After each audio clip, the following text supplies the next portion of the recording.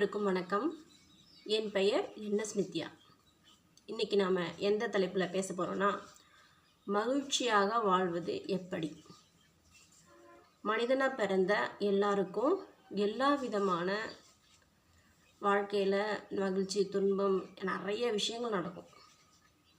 அப்போ எல்லாத்தையும் நம்ம சமாளிக்கணும். இப்போதும் மனசை மகிழ்ச்சியாக வச்சுக்கணும். எப்படி? துன்பம் அந்த வேலையிலும் சிரி அப்படின்னு சொன்னாங்க. யார்? வள்ளுவர். நமக்கு வரும்போது, துன்பம் வரும்போது நாம் எப்படி சிரிக்கிறது? பெரிய கஷ்டம், அப்படியே அதையே நினச்சி கவலைப்பட்டு கண்ணீர் விட்டு மூளையில் உட்காந்தோம்னா அந்த பிரச்சனையை சால்வ் பண்ண முடியாது.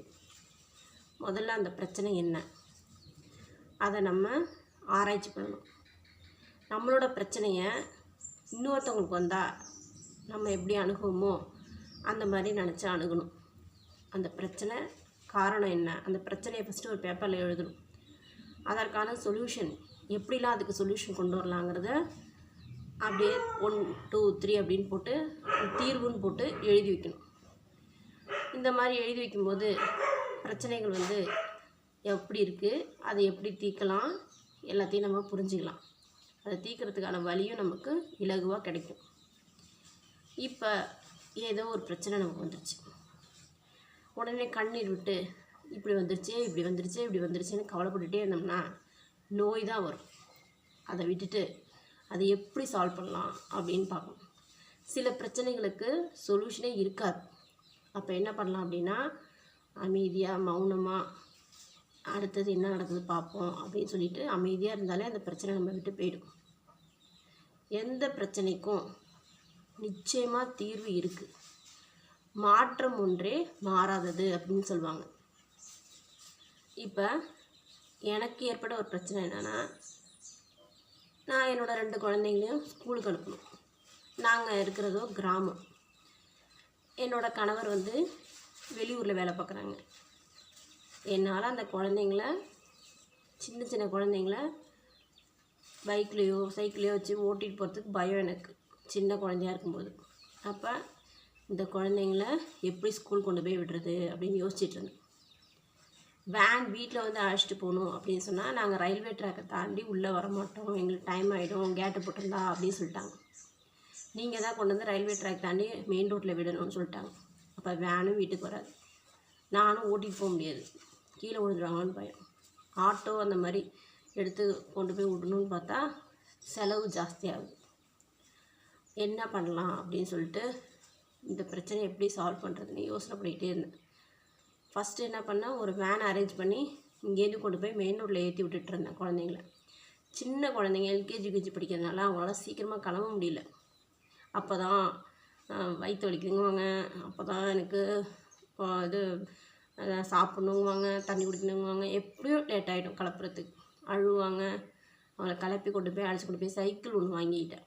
அந்த சைக்கிளில் முன்னாடி ஒரு குழந்தை, பின்னாடி ஒரு குழந்தை, பத்திரமா உட்கார வச்சு கையால் பிடிச்சிக்கிட்டு பத்திரமா, அதுக்கப்புறம் பொறுமையாக தள்ளிகிட்டே போய் மெயின் ரோட்டில் கொண்டு போய் வேனில் ஏற்றி விட்டுருந்தேன். இந்த குழந்தைங்க சில சமயம் லேட் பண்ணிவிடுவாங்க. அப்போ வேனே போயிடும். அப்போ பைபாஸ் ரோட்டில் திருப்பி உள்ள கிராமத்துலலாம் அழைச்சிட்டு பைபாஸ் ரோடு திரும்பி வரும். அப்போ அந்த குழந்தைங்கள அது வரைக்கும் தள்ளி கொண்டு போய் பைபாஸ் ரோட்டில் ஏற்றி விட்டுட்டு வந்துட்டு இருந்தேன். எனக்கு ரொம்ப சிரமமாக அந்த மாதிரி இருந்தது. என்னடா இவ்வளோ ஒரு பிரச்சனையாக இருக்கே, கிராமத்தில் மாட்டிக்கிட்டோமே, சரி அந்த ஸ்கூல் பக்கத்துலேயே ஒரு வீடு எடுத்து போயிடலாமான்னு பார்த்தா அதுக்கு அனுமதி இல்லை. இந்த கிராமம் சொந்த வீடு, தண்ணிலாம் இருக்குது, இயற்கையாக இருக்குது, இங்கே தான் இருக்கணும், வயல்லாம் இருக்குதுன்னு சொல்லிட்டாங்க. அப்போ இன்னொரு வீடு பிடிச்சிட்டு அங்கே போக முடியாது. குழந்தைங்கள கொண்டு போய் ஏற்றி விட்டுட்டு இறக்கி விட்டுட்டு இதுதான் நமக்கு சொல்யூஷன். அப்படி இல்லைன்னா பைபாஸில் ஏற்றி விடணும், வேறு வழியே இல்லை. சில சமயம் லீவ் போடுற மாதிரியே இருக்கும் வேன் போயிட்டுனா. அப்போ ஒரு பேப்பர் எடுத்து நான் எழுதினேன், ஸ்கூலுக்கு குழந்தைங்கள அனுப்புறது எப்படி. ஃபஸ்ட்டு ஒன்று, நம்ம வீடை சீரியல்லே பார்த்துட்டு போயிடலாம். 2வது, வேனை வீட்டுக்கு வர வைக்கிறதா. 3வது, கணவன் இங்கேயே வேலையை ஏதாவது கிடச்சதுன்னா வந்துடலாமா அப்படின்னு எழுதினேன். ஃபஸ்ட்டு கண்டிப்பாக வீடு மாற்ற முடியாதுன்ட்டாங்க. 2வது, வேன்காரங்க உள்ளே வரவே முடியாதுன்ட்டாங்க. 3வது, கணவன் இந்த ஊரோட வர்றது, அவங்களும் பெரிய வேலையில் இருந்ததுனால வர முடியல டக்குன்னு. கடவுள்கிட்ட நான் வேண்டிகிட்டே இருந்தேன், ஏதாவது ஒன்று எனக்கு நல்லது நடக்கணும் நல்லது நடக்கணும் அப்படின்னு சொல்லி கடவுளை வேண்டிக்கிட்டே இருந்தேன். திடீர்னு பார்த்தா இங்கேயே அவங்களுக்கு வேலை கிடச்சிருச்சு வீட்டுக்கு பக்கத்துலேயே. இப்போ எனக்கு நிம்மதியாக இருக்குது. அவங்களே கொண்டு போய் விட்டு அழைச்சிட்டு வந்துடுறாங்க. இந்த பிரச்சனையை அப்பயே நான் வந்து போட்டு மனசுலேயே குழப்பிகிட்டே இல்லாமல் கடவுளை வேண்டிக்கிட்டு எப்படியோ நடக்கும், நல்லது நடக்கும்ன்ட்டு பொறுமையாக அப்படியே போயிட்டே இருந்தேன். ஏதோ நல்லது நடந்து இப்போ குழந்தைங்க நல்லபடியாக ஸ்கூல் போகிறாங்க. இப்போ கொஞ்சம் வளர்ந்ததுனால சீக்கிரமாகவும் கிளம்பிடுறாங்க. அதோட வேனுக்கு கொண்டு போய் விடுறதில்ல. ஏன்னா வேனுக்கு வந்து தனியாக ஃபீஸ் கட்டணும்னு சொல்லிட்டு அவங்களே விட்டுடுறாங்க. அந்த செலவு மிச்சம். அதுக்கப்புறம் நானும் இப்போ பைக்கு ஓட்ட நல்லா கற்றுக்கிட்டேன், டபுள்ஸ் வைக்க குழந்தைங்கள வச்சு. அப்போ வந்து என்னாலேயும் சில சமயத்தில் கொண்டு போய் விட்டு அழைச்சிட்டு வர முடியுது. இவ்வளோ சொல்யூஷனும் எனக்கு கிடச்சிது. அதுக்கு வந்து காலம்தான் நமக்கு சொல்யூஷனை கொடுத்துச்சு. பொறுமையாக இருந்தோம்னா எந்த ஒரு பிரச்சனைக்கும் தீர்வு நமக்கு நிச்சயமாக கிடைக்கும். நம்ம எப்போதும் மகிழ்ச்சியாக தான் இருக்கணும். கவலைப்படுறதுனால நமக்கு எதுவுமே நடக்க போகிறது கிடையாது. நம்ம எப்போதும் நல்லதே நினச்சோம்னா கண்டிப்பாக நமக்கு நல்லதே நடக்கும். மகிழ்ச்சி எங்கேயுமே இல்லை, நமக்குள்ளே தான் இருக்குது, நம்மக்கிட்ட தான் இருக்குது. அதை உணர்ந்து நம்ம மனிதனாக பிறப்பெடுத்திருக்கோம். கவலைப்பட்டு கண்ணீர் விட்டு நோய் நொடியெல்லாம் நம்ம கொண்டு வர வேண்டாம். அதனால் எப்போதும் மகிழ்ச்சியாக இருப்போம். எந்த பிரச்சனையாக இருந்தாலும் சால்வ் பண்ணுவோம். என்னோடய சேனல் உங்களுக்கு பிடிச்சதுன்னா லைக் பண்ணுங்கள், ஷேர் பண்ணுங்கள், சப்ஸ்கிரைப் பண்ணுங்கள். இது என்னோடய 50வது வீடியோ. ஏதோ எனக்கு முடிஞ்ச அளவுக்கு நான் வீடியோ போட்டுட்ருக்கேன். என்னை நான் இம்ப்ரூவ் பண்ணிகிட்ருக்கேன். Thank you for your support.